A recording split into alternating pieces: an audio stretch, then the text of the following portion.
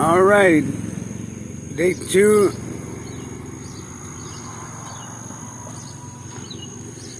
of the BMW breakdown. Well, really, yesterday was just get the parts.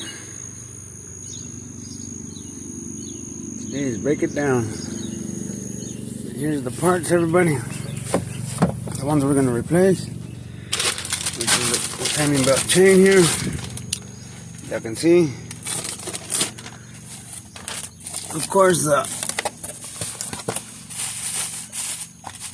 timing chain, the oil pump timing chain, and we're going to need, of course, the new oil pan gasket.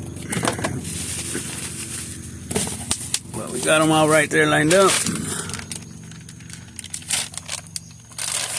Let's see what we can do today. Turtle man, time to get to work.